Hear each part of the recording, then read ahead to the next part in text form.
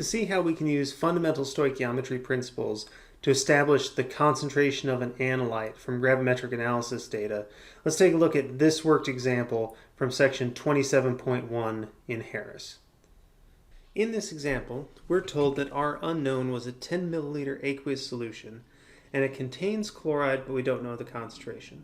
Through the gravimetric analysis, we want to establish the concentration of the analyte chloride in the sample. According to our information, the unknown was treated with an excess of silver nitrate, and at the conclusion of the resulting chemical reaction, we precipitated out 0.4368 grams of silver chloride. And this precipitate has a molecular weight of 143.321 grams per mole. Using this information, we want to establish the molarity of the chloride anion in the original aqueous sample. Any gravimetric analysis experiment is going to use fundamental stoichiometry concepts to relate the mass of the precipitate recovered to the moles of the analyte present in the sample at the beginning of the experiment. Therefore, if you have the moles of the analyte and you have the volume of the unknown solution, you can establish the concentration in the original unknown. So to solve this problem, our first step is going to be to determine how many moles of chloride were precipitated out as part of the 0.4368 grams of silver chloride. To figure out the moles of chloride present in the precipitate, so again I'm going to use kind of ideal gas law notation and use a lowercase n to indicate number of moles. The moles of chloride can be found by converting the mass of the precipitate recovered to the moles of the precipitate recovered, and then using the chemical formula of the product to determine how many moles of the analyte are present in the precipitate that you recovered. So if we had 0.4368 grams of silver chloride, we divide by the molar mass of silver chloride to figure out how many moles of the precipitate we synthesized.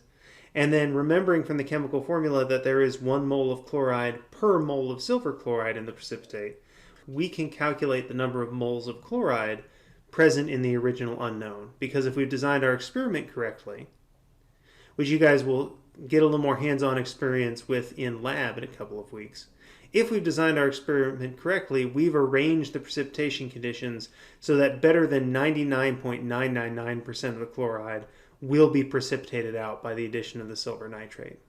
And so we can determine the number of moles of chloride in the original sample. 0.4368 divided by 143.32 would indicate that there are 0.00304777 moles of chloride in our original sample. Keeping all these sig figs for now, because we're not quite done with our problem yet, we want to use the moles of chloride that we just found in conjunction with the volume of the original unknown sample to determine the chloride concentration in the sample. So if we take the 0.00304777 moles of chloride that we recovered and divide by the unknown's original volume, which is 10 milliliters, but we'll have to convert that to liters first. So we divide the 0.00304777 moles of chloride by 0.0100 liters, we find that the original chloride concentration in the unknown must have been 0.3048 molar chloride. And no matter how complicated a gravimetric analysis appears to be, and we're going to do a couple more examples today where we introduce new levels of complexity in terms of the chemical reactions necessary to precipitate out the product, the principle behind gravimetric analysis is always the same. By determining the mass of the precipitate recovered with good accuracy and knowing the chemical formula of the precipitate, you can calculate how many moles of the analyte were present in the original sample, and then if you know the volume of the original sample quantitatively, you can establish the analyte concentration.